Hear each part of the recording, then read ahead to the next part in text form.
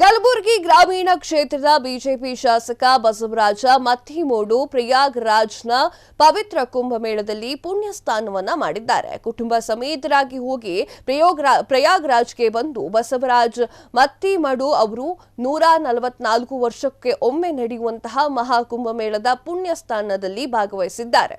ಗಂಗಾ ಯಮುನಾ ಸರಸ್ವತಿ ತ್ರಿವೇಣಿ ಸಂಗಮದಲ್ಲಿ ಪುಣ್ಯ ಸ್ನಾನಗೈದಿರುವಂತಹ ನಾಡಿನ ಒಳಿತನ್ನ ಬಯಸಿ ಪ್ರಾರ್ಥನೆಯನ್ನ ಮಾಡಿಕೊಂಡಿದ್ದಾರೆ. ಧರ್ಮಪತ್ನಿ ಜಯಶ್ರೀ ಮತ್ತಿಮೂಡು ಮತ್ತು ಅವರ ಪುತ್ರ ಆಕಾಶ್ ಮತ್ತು ಆಕಾಂಕ್ಷ ಸೇರಿ ತಮ್ಮ ಕುಟುಂಬದವರು ಆತ್ಮೀಯರು ಎಲ್ಲರೂ ಕೂಡ ಕುಂಭಮೇಳದಲ್ಲಿ ಪಾಲ್ಗೊಂಡಿದ್ದಾರೆ. ಕೋಟ್ಯಾಂತರ ಜನ ಭಕ್ತರು ಈ ಕುಂಭಮೇಳಕ್ಕೆ ಆಗಮಿಸಿದ್ದರು. ಅತ್ಯಂತ ಅಚ್ಚುಕಟ್ಟಾಗಿ ಕಾರ್ಯವನ್ನ ನಿರ್ವಹಿಸುತ್ತಿರುವಂತಹ ಉತ್ತರ ಪ್ರದೇಶದ ಮುಖ್ಯಮಂತ್ರಿ ಯೋಗಿ ಆದಿತ್ಯನಾಥ್ ಅವರ ಕಾರ್ಯವೈಖರಿಯನ್ನ ಬಸವರಾಜ್ ಅವರು ಅಭಿನಂದಿಸಿದ್ದಾರೆ.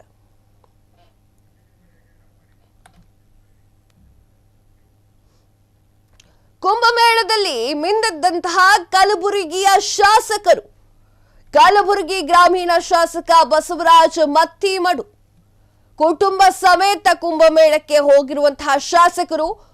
ಬಿಜೆಪಿ ಶಾಸಕರು ಅಂತಂದ್ರೆ ಬಿಜೆಪಿ ಶಾಸಕರು ಅಂತ ಹೇಳಿದ್ರೆ ಅವರು ಯೋಗಿ ಆದಿತ್ಯನಾಥ್ ಅವರ ಬಗ್ಗೆ ಹೊಗಳಲೇಬೇಕು.